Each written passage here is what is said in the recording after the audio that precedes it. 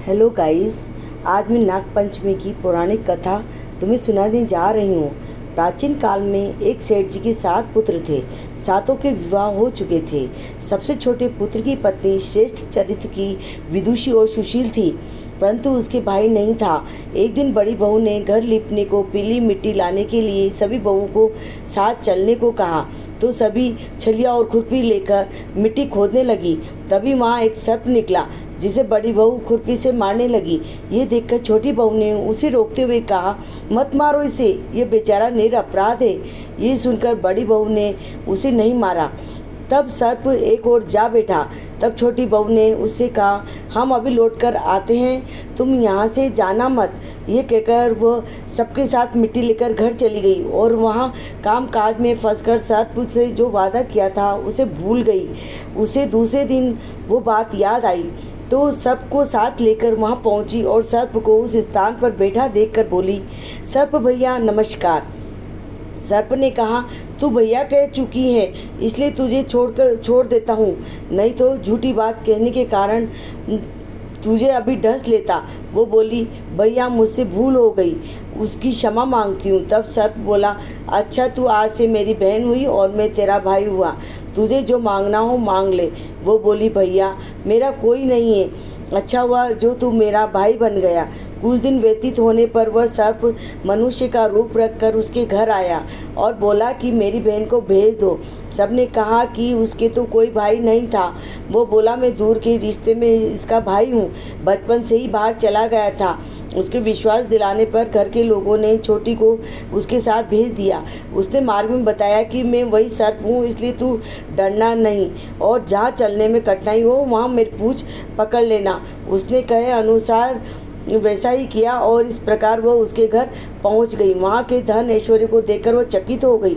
एक दिन सर्प की माता ने उसे कहा, मैं एक काम से बाहर जा रही हूँ, तो अपने भाई को ठंडा दूध पिला देना। उसे ये बात ध्यान नहीं रही और उसने गर्म दूध पिला दिया, जिससे उसका मुख पूरा जल गया। ये देखकर सर्प की माता बहुत क्रोधित हुई, परंतु सर्प के समझाने पर शांत हो गई।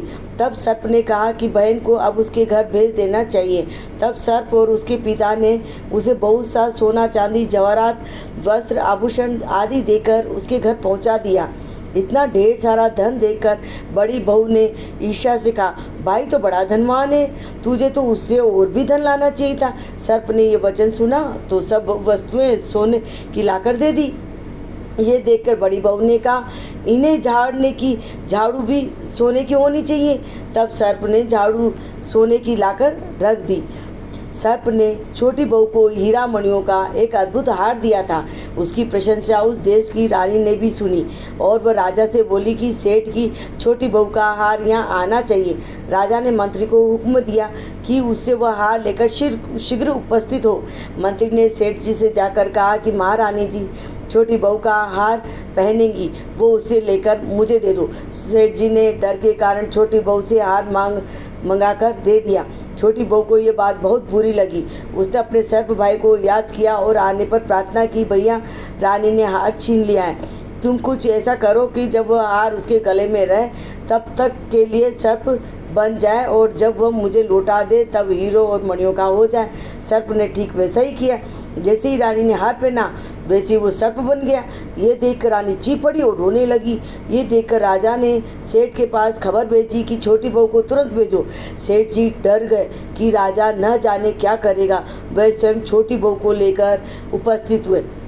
राजा ने छोटी बहू से पूछा, तूने क्या जादू किया, मैं तुझे दंड दूंगा। छोटी बहू बोली, राजन क्षमा कीजिए, यह हार ही ऐसा है, मेरे गले में हीरो और मणियों का रहता है और दूसरे के गले में सर्प बन जाता है। ये सुनकर राजा ने वह सर्प बना हार उसे देकर कहा, अभी पहन कर दिखाओ। छोटी बहू ने जैसे ही उसे पहना वैसे ही हीरे मणियों का हो गया। यह देखकर राजा को उसकी बात का विश्वास हो गया और उसने प्रसन्न होकर उसे बहुत सी मुद्राएं भी पुरस्कार में दी। छोटी वह अपने हार और इन सहित घर लौट आई। उसके धन को देखकर बड़ी बहू ने ईर्ष्या के कारण उसके पति को सिखाया कि छोटी बहू के पास कहीं से धन आया है। ये सुनकर उसके पति ने अपनी पत्नी को बुलाकर कहा, ठीक ठीक बता कि ये धन तुझे कौन देता है। तब वह सर्प को याद करने लगी। तब उसी समय सर्प ने प्रकट होकर कहा, यदि मेरी धर्म बहन के आचरण पर संदेह प्रकट करेगा तो मैं उसे खा लूँगा। ये सुनकर छोटी बहू का पति बहुत प्रसन्न हुआ और उसने सर्प देवता का बड़ा सत्कार किया। उसी दिन से नाग पंचमी का त्यौहार मनाया जाता है और स्त्रियां सर्प को भाई मानकर उसकी पूजा करती है। तो बहनों, यही थी आज की कहानी नाग पंचमी की।